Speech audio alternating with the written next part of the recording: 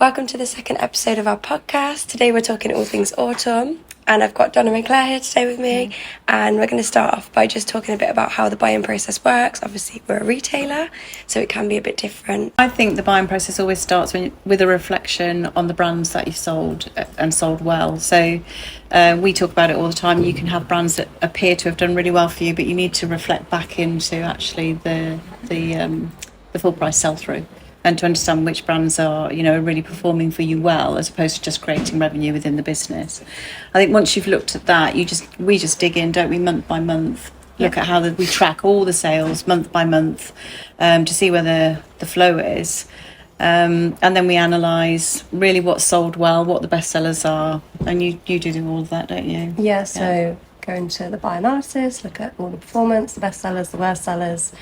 So when we go and look at the new collection, we can see obviously what our customer liked from the previous season. It gives us a good indication of hopefully what they're going to like in the new collection. You never know what's going to be in the new collection. I mean, we can look at, we're sent through, videos or lookbooks, and you have like a preconceived idea of what you think you're going to like, and you definitely look at pictures and go, that's definitely not going to work for us. And you get to the buy, and we'll discuss it, and we'll go, oh God, we don't think there's going to be anything we're going to like there today. And you get to the buy, and it's completely different. It looks different, and you can bring it together. And I think that the analysis is telling you where you should buy, what you should spend your money on, where you should be focused.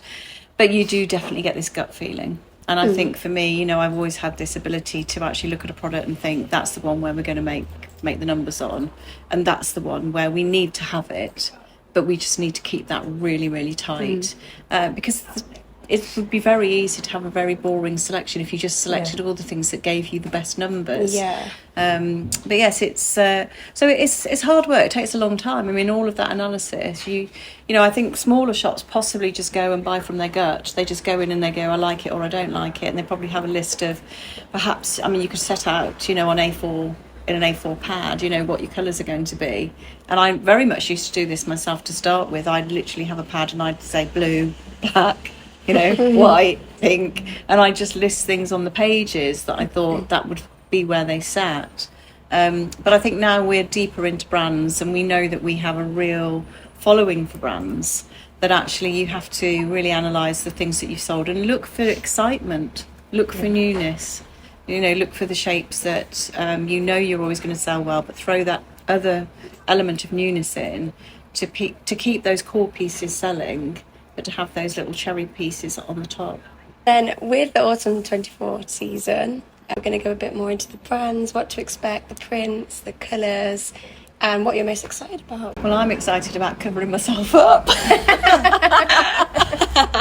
I think a lot of people just like autumn winter collections because you can kind of hide underneath them. Yeah. I am a bit of a coast. I've got a super sensitive skin, so I can't wear a lot of clothes because they irritate me.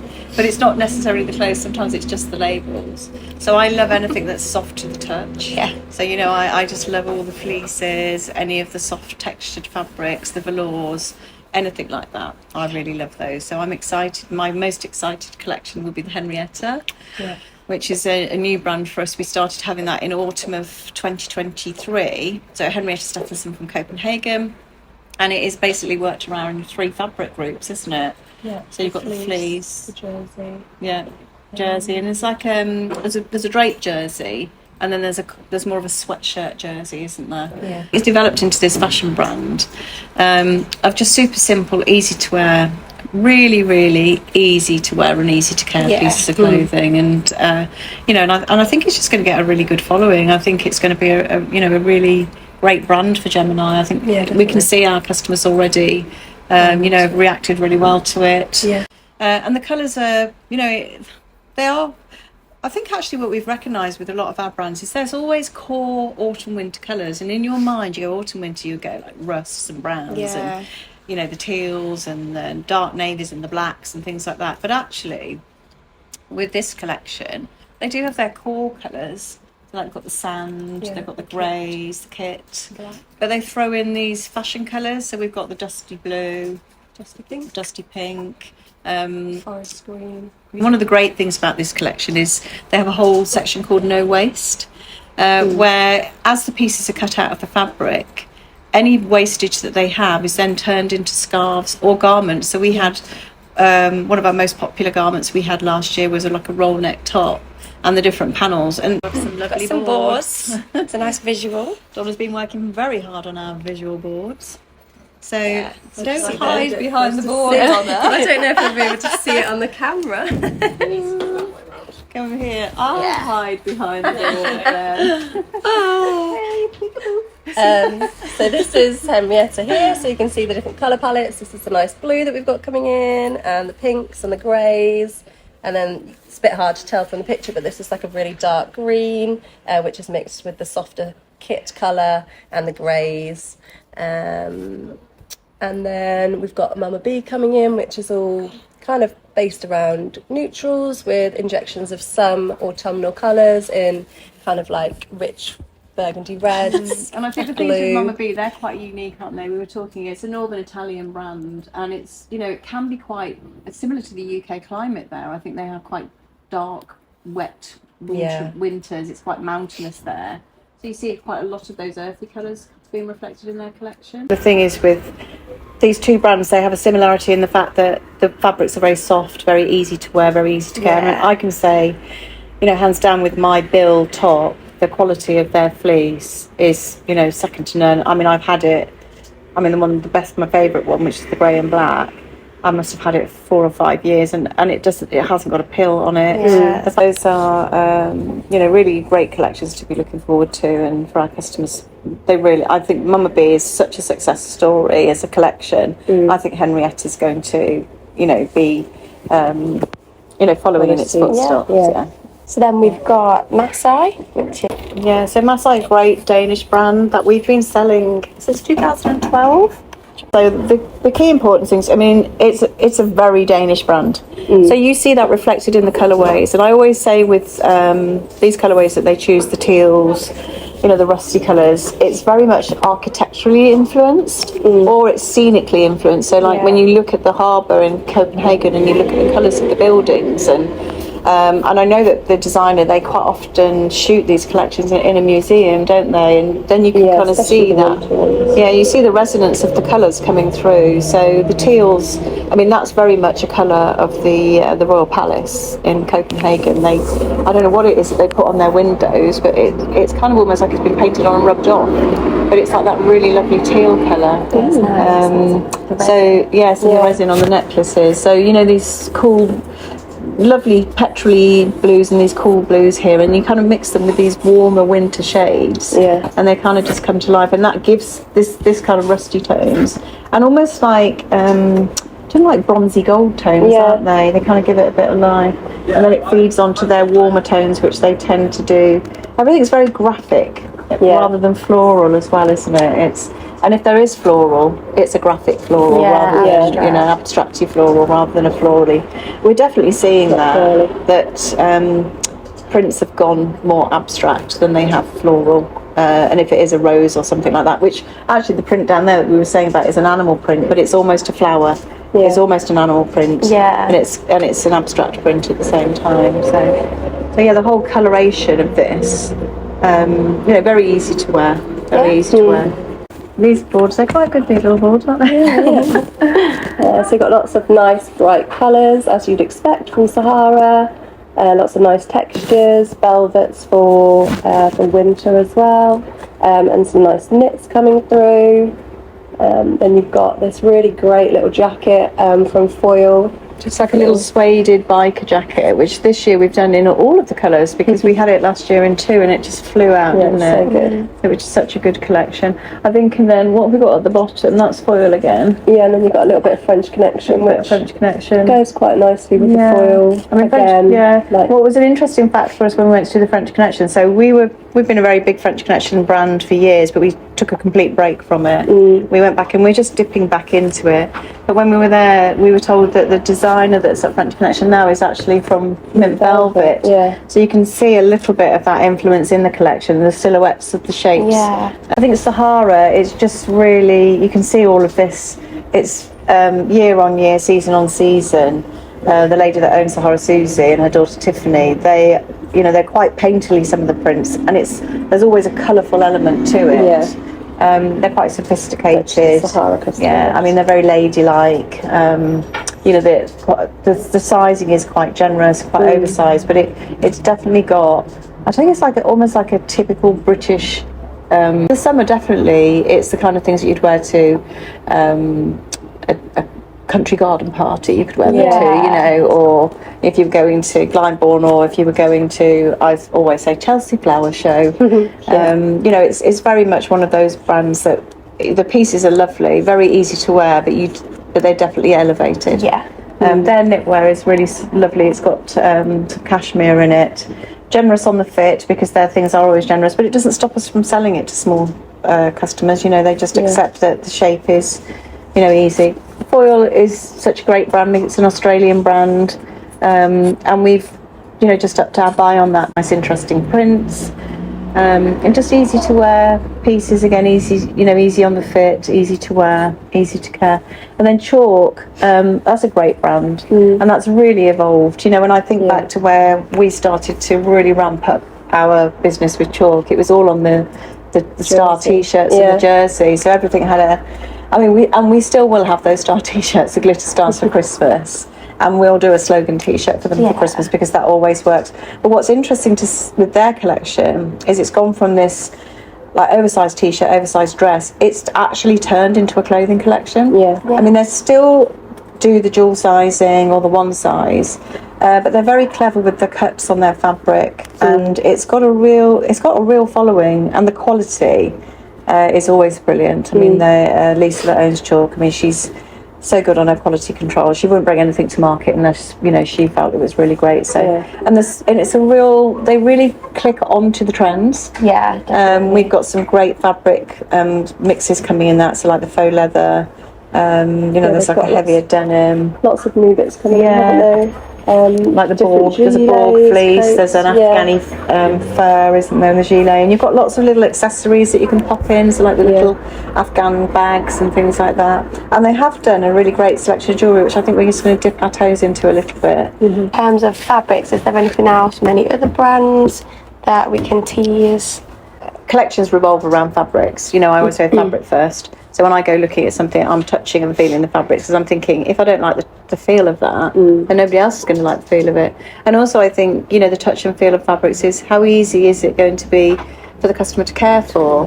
So when you come into the autumn winter, you're going to get your denims, because you're always going to have that. You're going to get your knitwears, a variety of knitwear, so cashmere blends. You're going to get your lovely cloud knits, your soft knits, all the lovely, the 2 plies, the 7 plies, the different textures that you get on the knits. I think then the faux fur is always a massive part of autumn winter, but that's definitely moved on a little bit from being, we have got faux fur, but we've also got these really nice, almost like sheepskin, Borg fleeces, haven't we? So with Helen Moore's introduced some new textures. Chalk have introduced new textures, whereas for the past few years it's just been the flat pile, well, not the flat pile, but the lovely pile faux fur. So I think it's going to be quite interesting to see that we're going to be able to mix those up. I think then the faux suedes, that's been really, really popular, and then the velvets, corduroy. I mean, corduroy is, you either love it or hate it, but I think it's going to come through in some elements that are going to feel like they're on trend, and other elements that are going to feel they're really classic. I mean, we always sell the really classic cord in Rebelle, and the velvets in Rebelle and Amazing Woman. And they, what happens in the autumn winter, I think, is the silhouettes you do get these voluminous shapes, but actually a lot of people want to go a little bit more classic on the bottom half, so jeans and more fitted things become to balance it out. So separates are always the key in autumn winter. I think lots, and then we'll just have lots of nice bags, leather bags, and scarves. All our lovely scarves. It's just all about textures. It gives it such depth, and the same way when you put it on, it gives your look a lot more depth than it does if you just wear everything head to toe in the same fabric. Not saying you shouldn't wear it in the same colour, because of course we do all wear it in the same colour. And then our two biggest brands, Rebel and Amazing Woman. Is there anything new from these two brands? Yeah, there is new. Rebel, I mean, there's always the core. I mean, the point with that collection it is a core brand. So we will have our core denims, we'll do the full lengths and the 09s, which are super popular for people who are sort of a more petite height. We'll have our core velvets, there's a couple of prints to come in. And then linked into that group are there other brands, which is Fransden, which is the coats, and then the new brand Known, which we're just starting with this season, which is quite exciting. So it's similar a little bit similar to Masai, a little bit similar to Mama B. Really easy to wear, some really lovely textured fabrics. Again, we've just focused on the ease of that collection. So that's, the Godsky group where we work with them. But yeah, Rebel, it's just, they're the base. It's the base wardrobe, and I think with any new season, you kind of go back to that. What's going to be my base? So we know that they're always going to be good for us. Amazing Woman, we've got some new styles coming in. Actually got a little fleecy waistcoat that's coming in. That's kind of replacing our faux fur one.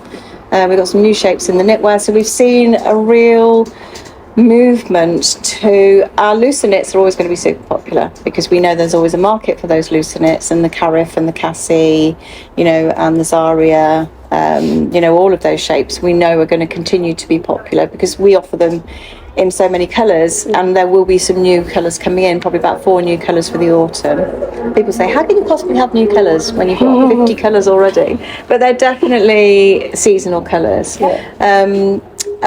But we're definitely seeing this movement to slightly neater, more boxy shapes. And I think also because that a lot of trousers that with the wide leg jeans, and we do a brilliant wide leg jean from Amazing Woman called Billy, and all the girls here love it. So all the girls on the shop floor have all had it. It's such a comfortable jean. But you don't want a long jumper to wear over the top of that. So these slightly shorter ones coming in. So I think that would be really interesting. And I think also that will really satisfy smaller people because these little boxy jumpers, they're not all, we have got a couple of fitted ones, but they're not all fitted, but they work really well on a small silhouette. And so where these people have come in and have been it's been a little bit of a challenge to find things neater for them. I think this will be really easy to satisfy them. So yeah. Are there any upcoming trends that you've chose to avoid? Now, we're not massively trend led, but is there anything just in general with the upcoming trends that you were really not a fan of? Where we are, we're trying to to really help our customers build a capsule of clothes that they can add to year on year rather than to be completely trend led. I mean, for us, with our demographic of customers, I think the trend is probably the wider leg trouser or the slightly more balloon trouser with the shorter piece of knitwear.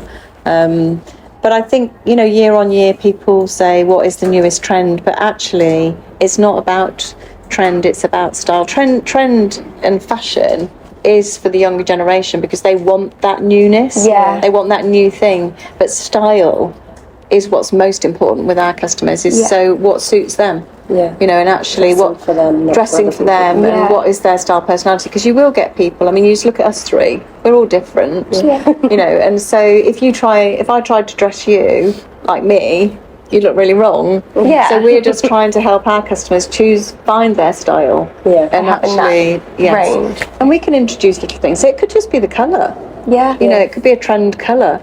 And I always say to people who say, I don't wear colour, and I go, well, you could just, even if it's not actually a garment, it could be, you have your nails painted, or you have a handbag. Or print on a scarf or something like that. Print on a scarf, And then I thought it'd be good to touch on, for people that might not know, how the time frames kind of work with buy-in. So when you're buying now, what season that's for, and the different parts of the year. We are buying now, so July and August, key buying months for spring 25. So we're buying now for stock that will be delivered into us in February and March. And actually when, if you take somebody new on a buy, they're looking at it and they're thinking, when are we going to get this? Can I have it now? But it's because actually you're buying for spring and summer in summer. So you feel like you could wear it. Which kind of does throw you off a little bit, because if Yeah. it's a really hot summer day, you're like, oh yeah, we'll definitely sell that, but then when it actually comes in sort of February, March time, it's probably quite cold. Yes. So you've got to think. And I do think you have to be really careful now, especially in the UK, unless you're buying a collection which is specifically you've bought with resort in mind or holidays in mind, that actually clothes have become quite transitional. So you've got to think about the colours. You know, our customer, I mean, I'm sure there's businesses out there who have customers that go on a holiday every single month of the year. And I'm sure we probably have a few customers who do that. But the majority of our customers are buying clothes that they want to wear, buy now, wear now, or wear in the immediate future. So if you're putting something for them to buy in, if you're buying something now for them to buy in February, you've got to consider that would they wear it in February? Yeah. You know, because I think people, when the consumer buys, thinking about what they're going to wear 3 months forward. So if they're buying in February, am I going to wear it in March? Am I going to wear it in April? You know, and actually, as we know with the British summer, that when we get our deliveries, that we will place our orders in end of September and October. We'll be placing our orders for summer 25, which get delivered into us end of March into April, early May. That actually you have to consider that what's our weather like in the UK again, and are these collections going to be specifically for people going on hot holidays? So we do that with brands, don't we? Yeah. We now earmark brands and we say that brand is going to deal with that situation, and this brand is going to deal with just a wider group of customers. So our brand Orientique that we do, which is an Australian brand, is very popular for people going on holidays. So you do get a hit on that sort of early season. But when they've been on their holidays in March, you know, around Easter time, it does go a little bit flat, but then it really picks up again for us when it's hot. And then that's when we put it on the shop floor, because if we hang those collections on the shop floor too early, it doesn't resonate. So you don't, the space doesn't work for you. So we end up, you know, keeping it back until we feel it's the right time to put it out. So the biggest challenge then is getting it all into the budget, isn't it? I mean, the word is not overbuying, because I can tell you that has happened quite a few times. But we're really good at not overbuying now, and that's a challenge. It's because you go out there and, you know, sometimes you go, like we said earlier, you go to a collection and you thought you weren't going to like it and you love it, and then you go to a collection that you thought you were going to love and you don't like any of it, and then you feel that you need to service the customer that you've got for that collection. So you sometimes buy things that you're not necessarily and you then sometimes have a shock in season where the thing that you least liked is the bestseller. And you just don't know how to predict that. But you know, I always think just be wary of over detailing when you're buying. You know, I look at things and I go, take that bit off, take that bit off. So we do get a bit picky with things, but no, it's an enjoyable thing. And actually, when you see the collections come in, and you see this, I'm not to say that we don't have things that come in and we go, what did you do there? Why did you buy it? What were we thinking? Because we have had that. Last question is, how has buying changed for you from when you first started the shop to now, where we're online as well and much bigger? Well, obviously the size of the budget. Obviously. First and foremost, we have different brands that we sell on store that we do online. So we couldn't possibly put all of our brands onto the shop floor. So when we first had the shop, and then I expanded into the 2 shops, there was no online, and everything, all our sales were fed through to the, all the stock was fed through to the shop floor, and our stock room was always fit to bursting. Way too actually. But we had some great brands. You know, we sold Hobbs, we sold Fenright Madsen. These are all the brands from like the noughties through to probably like 2010, 2011. A lot of them started to disappear out of independent because they just went back to own brand. But yeah, the buying budgets were not so big. That was probably more than anything. And you didn't have to forward order so much. You know, I remember getting in my car and driving down to the West End, around East Castle Street, Great Portland Street, French Connection, Adini, lots of other brands that we don't even sell now. Monsoon even, we used to do it. And literally just buying stock and bringing it back to the shop. And you'd get this fantastic immediate reaction on it. And it was almost like every week people knew that you were going to have new stock in your shop on a certain day of the week. So you'd get those people that would just be coming in all the time for that newness. Then I think as time passed and you become a bigger business, you have to commit to a certain amount of stock on forward order. And I think fashion brands started to change in the way that they operated, which obviously meant that we had to follow suit and buy. They wanted us to forward order, and I think when I go back to probably sort of 30 years, where we probably started to do a lot of forward order, we weren't buying our summer collections probably till September. We weren't buying summer collections in July for the following year. Yeah. We were buying, but the demand from the consumer was different, because as soon as you got to Christmas time, on the TV, all the holiday programs used to come on, and all the holiday adverts used to come on, and people used to buy their summer clothes really early, and so it was quite different. That kind of definitely went away for a while. It started to come back a little bit, people booking holidays early. Yeah. But that was a real difference with the shop floor. I think for online, it's just escalation and recognising what brands can be escalated and at what risk. So there are brands that we've managed to escalate at low risk because they've had really good B2Bs. So you've just fed into that demand from just buying on their B2B. And then you've had other brands that are going to be really good, but the only way you can escalate it is to commit to placing bigger orders. Yeah. And I can say that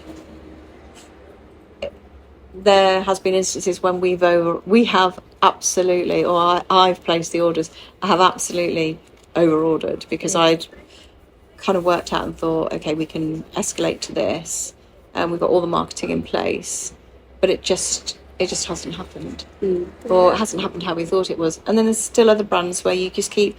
So I do it more cautiously now. We kind of push up to a level, and we see what our profitability is really. Because the other thing is, sometimes you escalate a brand to the point where your profit doesn't really change, because you're just selling more but you're clearing more, which is what we were talking about earlier. Yeah. So your revenue stream looks bigger, but your profit isn't really any different, because you've had too much left at the end of the season. And that's quite difficult. And I think sometimes, that's probably about allocating brands to specific times of the year. Then you'll start to see that sell-through becoming better, because you're saying, right, we're going to sell that, and we're going to sell it then, and we're going to really go for it and try and sell out, and then we'll have that, and we'll sell that then. Yeah. But that's quite difficult when you are dealing with some brands that only deliver once at the beginning of the season. And that's, You've got to be brave and hold on to it if other online retailers are putting it up. Because online is so visible, and we do know that, when we do that, when we hold stock back, that other retailers may have had that product visible. But you can just launch the right product at the wrong time if you're not careful, and then it's a fail. So it's just, the budgets are just a lot bigger now than they were when I started. So they're quite scary. We are looking forward to new things, and we do feel things are going to shoot out. We know the Henrietta's going to shoot out, we know the Mumma Bee's going to shoot out, and I think the other thing that really depicts autumn winter is the daylight hours. So now the days are getting, the mornings are darker, it's like 5:15 until it's light, and then I was working quite a few nights this week. It seems to have changed in 2 weeks, because I was at a trade show last week, and literally, so I wasn't working in the evening, and then it felt like when I got to the end of the week, it was 9:30 and it was dark, and I was thinking, when did that happen? So I think when the nights are dark, when it's sort of like 7 o'clock dark, it'd probably be, probably that might even be mid-September. It will start to feel autumny then. Then everyone feels cozy and ready for cuddler. Yes, cuddly. Well, they will feel cuddly in our clothes, because they're not going to be really tactile. Everybody's going to love them. They're going to feel great. We hope you're all excited to see the autumn collections, and thank you for listening.